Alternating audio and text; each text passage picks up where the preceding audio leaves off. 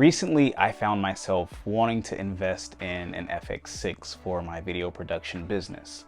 Now, this is one of my first YouTube videos, but I'm a well-established videographer over on Instagram and TikTok, but I am finally getting this whole YouTube thing up and running.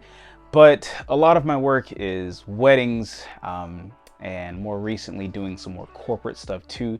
I've landed a really huge role being a producer and creative director for a reality TV show, and that is set to air later on this year, which I'm super excited about. But part of that role has me behind the camera as well, which I'm not really mad about. But I've been shooting on the A7S III for years now, and at the beginning of this year I upgraded to the FX3, and I ended up getting 2 of those, and that's a story for another day. But basically Walmart, I think they were supposed to take $200 off of the FX3s last Christmas, and they accidentally took $2,000 off.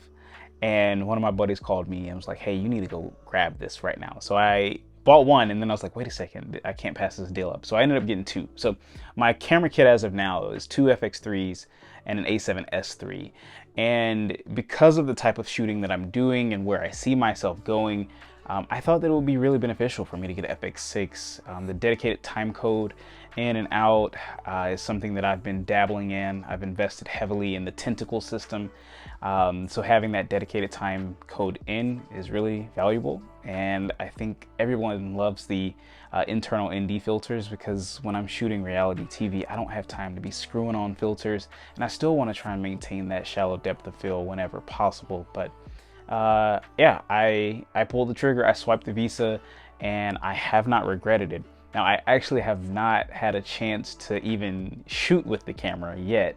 I've had it for about a week now, but I was waiting on some really key components to come in, and that's what we're going to be doing in this video, is basically just building out my FX6 so that I can go out and take it on a shoot with me.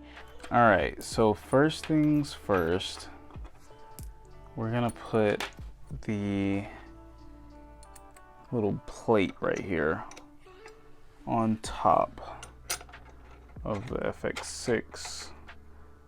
Pretty straightforward. Forgive my ignorance in this regard. I don't know exactly what this piece here is for.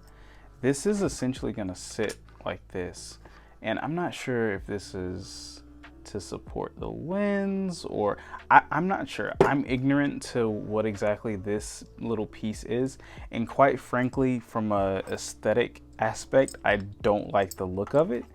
And I do see that it's removable, so before I put it on the camera, I'm gonna take it off.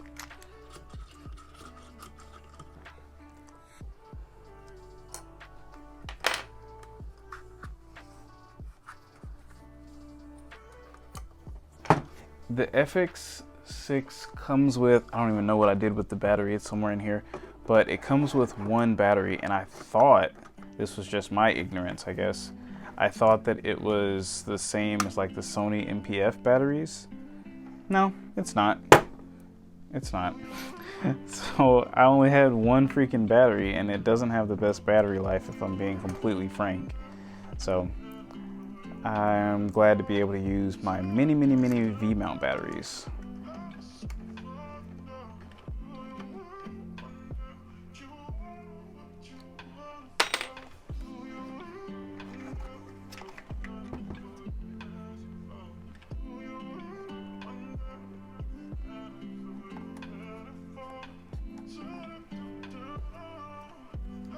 And this just attaches in like that. Hopefully I can find some cable organizer to make that a little bit more flush. Maybe I can just tuck it back there like that. There we go. Okay, that looks pretty good. Pretty good, pretty good. So one thing that I was really excited about was being able to install pre-existing pieces of gear to this rig, and this kit does come with this rosette mount, and I'm really excited because I've fallen in love with this little wooden handle. One, I think it looks really cool, and two, it feels so small, just buttery soft, and it's really, really nice to be able to just hold on to this thing and provide a little bit more stability. And I need to adjust that just a bit, but I'll probably do it like there. Now we can install our top handle. I love the minimal look of it, and I think it's gonna really help with just the ergonomics of just those long day shootings. And then I do like the build quality of this top handle for me to be able to mount my hook for my easy rig. So yeah, I plan on doing more gear reviews, man. I've been doing a lot of like just business education, videography, photography education, for how to run your photo and video business. A lot of us are really, really good shooters, but a lot of us are not good businessmen and good business women.